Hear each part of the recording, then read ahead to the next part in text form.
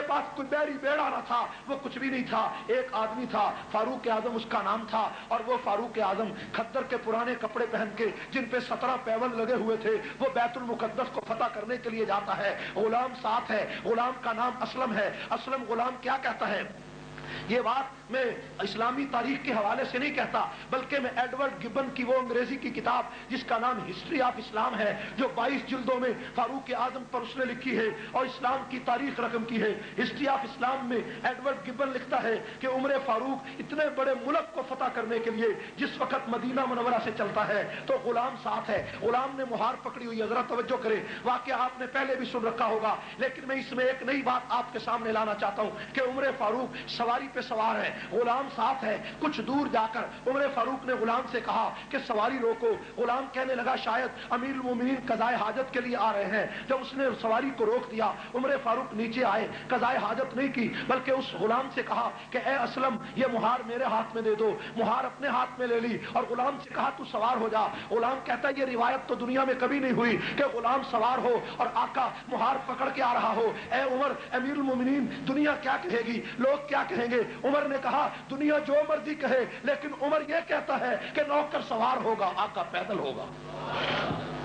میرے بھائیوں، انسانی حقوق کی پاسداری اس سے بہتر بھی کوئی آدمی کر سکتا ہے؟ مکہ مدینہ سے چلے، مدین کی بستی گزر گئی، علاقے خراسان کے گزر گئے، کئی علاقے گزر گئے اور تبوک اور جناب جبیل کی بستیاں گزر گئی، اور اس کے بعد اردن کا علاقہ آیا تو بیت المقدس آیا تو کیا ہوا میرے بھائیوں؟ باری باری فاروق اعظم نیچے اترتے ہیں، اوپر چڑھتے ہیں، نیچے اترتے ہیں، سواری پہ سوار ہوتے ہیں۔ جس وقت بیت المقدس سامنے نظر آیا تو کیا منظر تھا کہ فاروق اعظم کے پھر نیچے پیدل چلنے کی باری تھی، اسلم کے سوار ہونے کی باری تھی۔ فاروق اعظم جب نیچے مہار لے کر چلنے لگے تو اسلم نے کہا کہ امیر المومنین عیسائی کیا کہیں گے، یہودی کیا کہیں گے کہ مسلمانوں کے خلیفہ کو، مسلمانوں کا خلیفہ اتنا بے بس اور لاچار تھا کہ خود پیدل تھا۔ اسلم کہتا ہے میں اس وقت حیران رہ گیا کہ جب عمر فاروق نے جو پاؤں میں جوتا پہنا تھا وہ جوتا ٹوٹ گیا اور عمر فاروق کے ایک ہاتھ میں ایک جوتا پکڑا ہوا ہے، دوسرے ہاتھ میں مہار پکڑی ہوئی ہے۔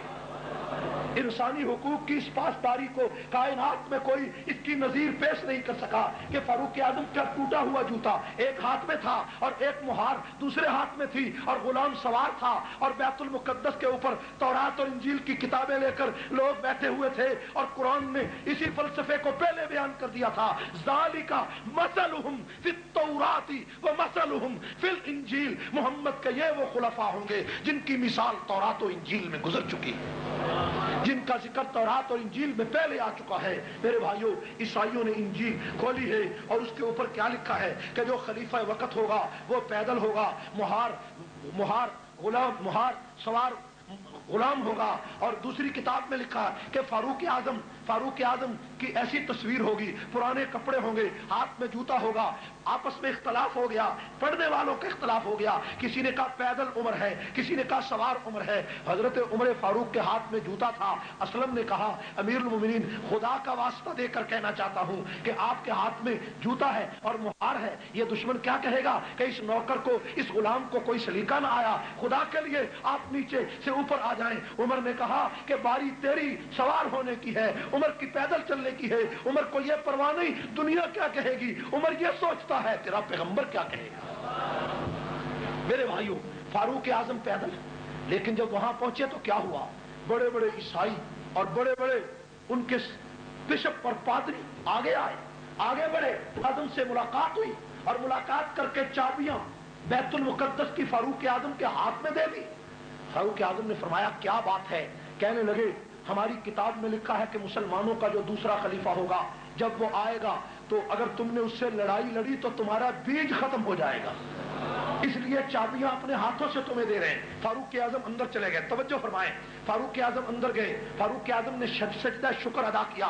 سجدہ شکر ادا کرنے کے بعد جس وقت چابیاں مل گئیں، بیت المقدس کا قبضہ مل گیا، فاروق اعظم باہر فاروق اعظم اسی جگہ پر بیٹھے ہوئے ہیں۔ تھوڑی دیر کے بعد ایک آدمی آیا اور آ کر ایک کاغذ کا رکا فاروق اعظم کو دینے لگا۔ فاروق اعظم نے کاغذ کا رکا پڑھا اور پڑھ کر کہا کہ یہ جو جگہ ہے یہ میرے باپ کی جاگیر نہیں ہے، یہ میری نہیں ہے، یہ میں اس کا مالک نہیں ہوں، بے شک یہ تم کاغذ صحیح لائے ہو لیکن میں اس کا مالک نہیں ہوں. مجمع لگا ہوا تھا, ہزاروں دنیا بیٹھی ہوئی تھی, عیسائی اور یہودی تماشا دیکھ رہے تھے. مسلمان جو کچھ اس علاقے میں رہتے تھے وہ دیکھ کر خاموش ہو گئے کہ امیر المومنین نے ایک بدو کو یہ تحریر دیکھ کر یہ عجیب جملہ کہا کہ میں اس جگہ کا مالک نہیں ہوں. فاروق اعظم جب باہر نکلے تو باہر نکل کر کچھ لوگوں سے ملاقات ہوئی تو انہوں نے کہا امیر المومنین باقی ساری باتیں بعد میں پوچھیں گے, پہلے یہ بتاؤ کہ وہ بدو کون تھا, وہ غریب کون تھا جو ایک رکا لے کر آیا تھا اور تم نے کہا یہ جگہ میری نہیں. عمر فاروق کی آنکھوں سے آنسو نکل آئے. عمر فاروق نے فرمایا کہ میری عمر اس وقت 17 سال تھی جب میرا والد اس بستی میں اس علاقے کے اندر بکریاں چرانے آیا اور عمر بھی اس کے ساتھ تھا.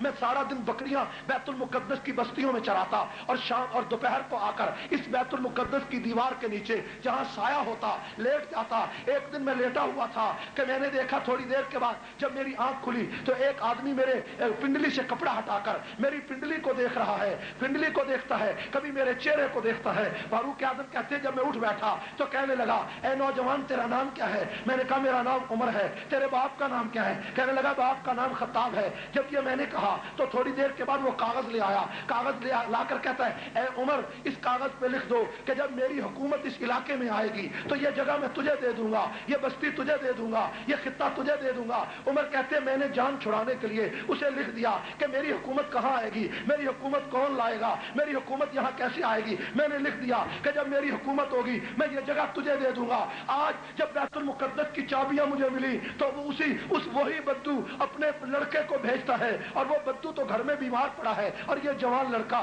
میری لکھی ہوئی تحریر لے کر میرے سامنے آیا اور آ کر کہتا ہے کہ یہ جگہ مجھے دے دو, میں یہ جگہ تجھے دیتا ہوں. تو عمر کہتے ہیں چونکہ یہ جگہ میری ملکیت نہیں ہے, یہ مسلمانوں کا مال ہے, اس لیے میں نے کہا کہ عمر یہ جگہ تجھے نہیں دے سکتا. قرآن نے اسی فلسفے کو بیان کیا کہ ذالک مثلہم فی التوراۃ و مثلہم فی الانجیل. میرے بھائیو عدل و انصاف کی تاریخ میں ایسا سنہرا واقعہ کائنات میں کسی نے نہیں سنا. آج عیسائی اور یہودی کیا کہتے ہیں؟ یہودی اور عیسائی کہتے ہیں کہ دنیا میں ایک عمر اور آ جاتا تو پوری دنیا میں ظلم کا نام و نشان مٹ جاتا. ظلم کا نام مٹتا یا نہ مٹتا؟ میرے بھائیو فاروق اعظم جیسا عدل, فاروق اعظم جیسا انصاف کائنات میں کون لائے گا؟ صرف ایک واقعہ عرض کر کے بات ختم کرتا ہوں, نماز کا وقت ہو رہا ہے. میرے بھائیو فاروق اعظم مسجد نبوی میں, مسجد نبوی کے قریب اپنے مکان میں تشریف فرما تھے. آدھی رات کا وقت ہے, توجہ کریں, آدھی رات کا وقت تھا. ایک آدمی نے دروازہ کھٹکھٹایا, امیر المومنین جاگتے تھے, نیچے اتر آئے. فرمایا امیر المومنین آپ کو نہیں پتا شام میں جو فوجیں گئی ہوئی تھی وہ ملک یمن کی طرف جا رہی ہیں اور مدینہ سے 2 میل کے فاصلے پر انہوں نے پڑاؤ ڈالا ہے, آپ یہاں تشریف فرما ہے. فاروق اعظم نے اسی وقت عبد الرحمن بن عوف کو ساتھ لیا اور جا کر وہ فوجیں جو 2 میل کے فاصلے پر ٹھہری تھی فاروق اعظم ان فوجوں کا پہرا دینے لگے اور جو پہرے دار تھے ان کو کہا تم سو جاؤ, ہم مدینہ سے نئے پہرے دار آئے.